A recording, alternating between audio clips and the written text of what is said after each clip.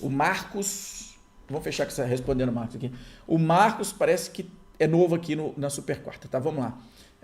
Quem sou eu, Gustavo? Cara, eu cresci, né? Eu fui criado no mercado de ações, fazendo análise de empresa, tá? Esse é o primeiro ponto.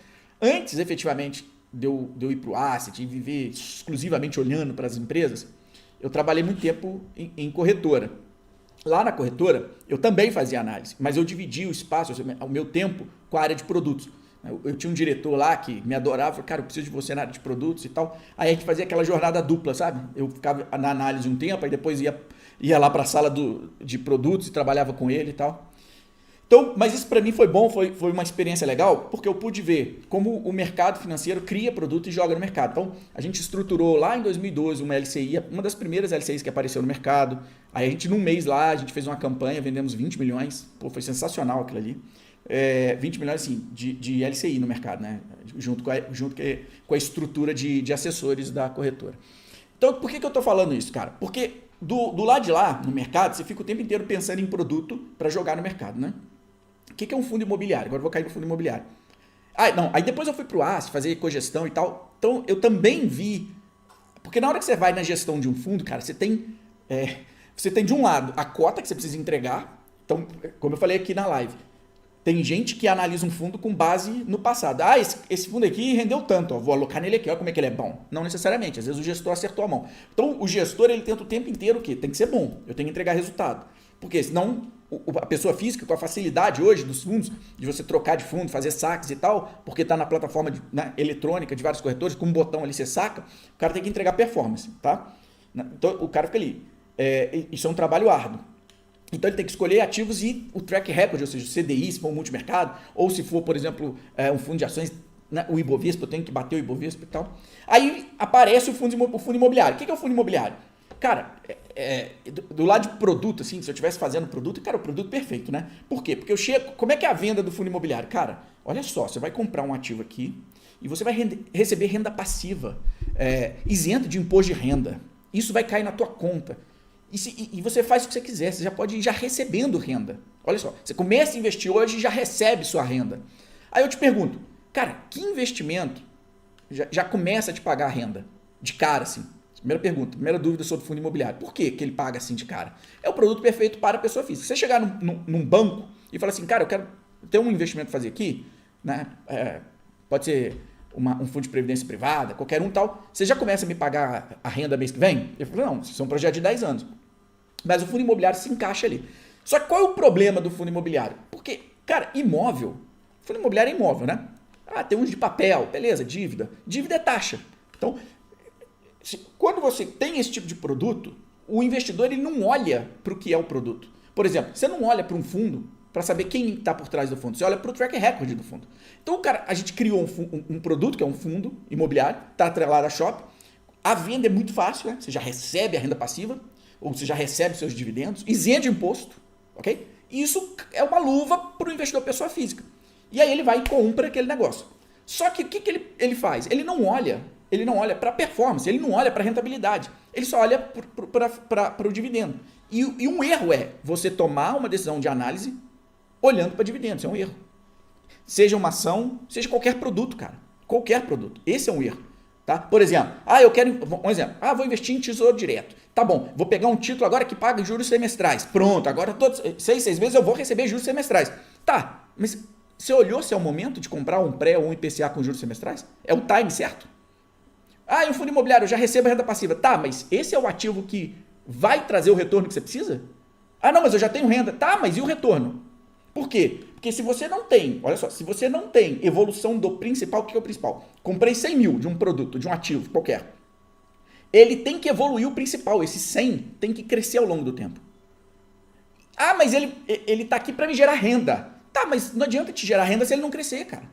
Entende? Por mais que ele te pague 10%, vamos lá, você tinha 100 mil, aí te pagou 10%, beleza, os 100 mil vira 90, porque ele saiu o dinheiro do ativo, pode ser fundo imobiliário, pode ser dividendo de uma ação, saiu o dinheiro do ativo, então ele tem que valer menos o que te pagou, cara. Não tem multiplicação de valor ou dividendo. Então, o que você tinha, que era 100 mil, passa para 90 mil, mas você tem 10 mil em caixa, né? Você vai lá e compra mais do mesmo ativo. Então, você passou a ter quanto? 100 mil de novo. Talvez uma variaçãozinha, né? Porque você consegue comprar um pouquinho mais. Então você tem 101 mil. Pagou 10% de novo depois de um ano. Então, opa, entrou mais 10, só que agora você tem 91. Você vai lá e compra mais, voltou para o 100. Então você fica nessa, achando que está fazendo um bom negócio. Mas na hora que você faz um cômputo geral, eu encontrei com um amigo essa semana e ele falou, meus fundos renderam 12%. Cara, 12% em 12 meses é menos que o CDI. Então, peraí, qual a vantagem? É muito menos do que se você pegasse, por exemplo, aí você time, ok? Um pré-fixado. É muito menos. O pré-fixado deu 20%. Ou seja, você corre risco de renda variável, quem falou isso foi o Barsi e é perfeito, com uma rentabilidade de renda fixa. Para mim, é o melhor fundo imobiliário, é o melhor produto para corretora e é o pior produto para pessoa física. Por quê? Ela não vai multiplicar o capital. Ah, mas eu estou atrás de renda. Tá bom, você tem alguns milhões para já comprar o fundo e ele já gerar sua renda? Tenho. Beleza. Então, por que fundo imobiliário e não uma empresa como uma Copel, como aí uma Taesa, talvez, comprada no momento certo? Por que não? Você ainda correu risco. E outra coisa, vamos lá. Imóvel, pessoal, não gera caixa. Imóvel não tem aumento de receita. O máximo é uma reposição do aluguel pela inflação.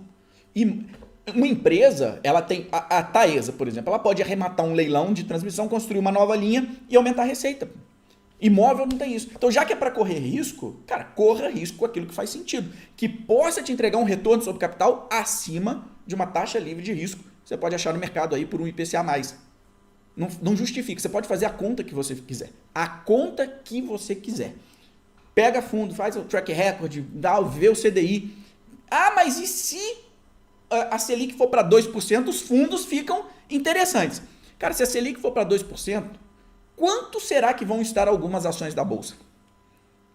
Algumas ações, algumas empresas, por exemplo, que têm forte endividamento, mas esse endividamento é para compra de ativos que geram enorme caixa.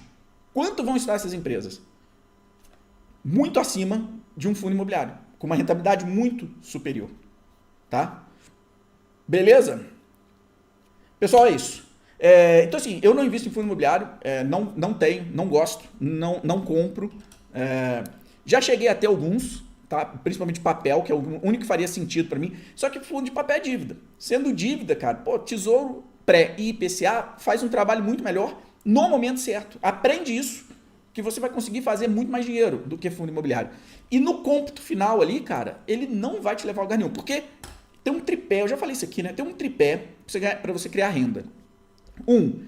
Eu chamo de estoque de dinheiro. É quanto que você vai aportar, quanto que você tem de início. Tem gente que vai ter alguns milhões. Então, se você tem, sei lá, 10 milhões e precisa de 10 mil por mês, você está aposentado, pô. Agora, eu não tenho 10 milhões, então você precisa chegar nos 10 milhões. Tá bom.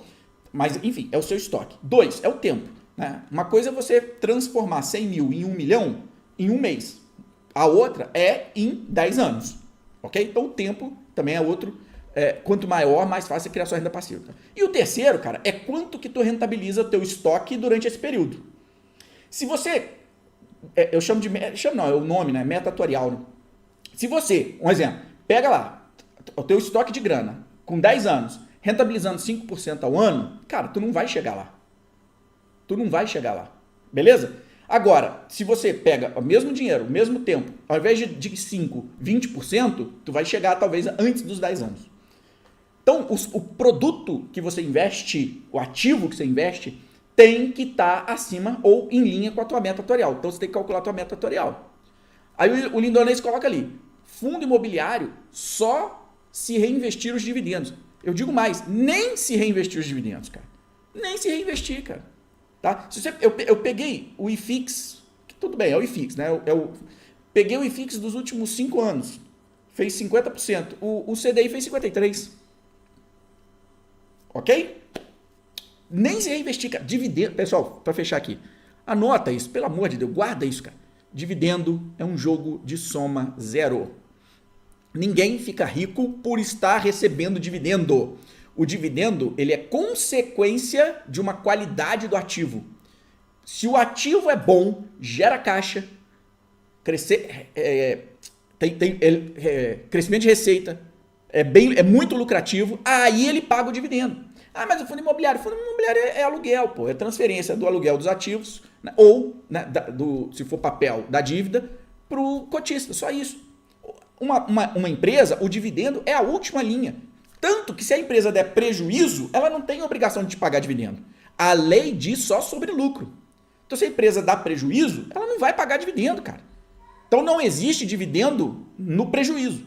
Só existe dividendo no lucro. Então, quer dizer então que o dividendo vem depois do lucro. Ele vem depois do lucro. E o que vem antes do lucro? Vem qualidade do ativo, crescimento de receita, vem negócios, vem um monte de coisa antes, cara. Um monte de coisa. A gente não falou de Allos aqui? A Allos comprou BR Malls, tem um monte de tranqueira lá dentro do shopping. O que eles fazem? Pega essas tranqueiras e vende no mercado. Quem compra? Fundo imobiliário. Quando eu digo tranqueira, digamos que você tem lá 50 shoppings. Existem métricas para avaliar a qualidade do shopping. O que ela está fazendo? Ela está pegando aqueles shoppings cuja qualidade é inferior, é menor, e está tirando do portfólio dela. Quem compra? O setor de fundos imobiliários. Bota esse shopping para dentro, ok? Recebe o aluguel e vende a cota no mercado. Beleza, valeu. Pessoal, é isso. Um grande abraço.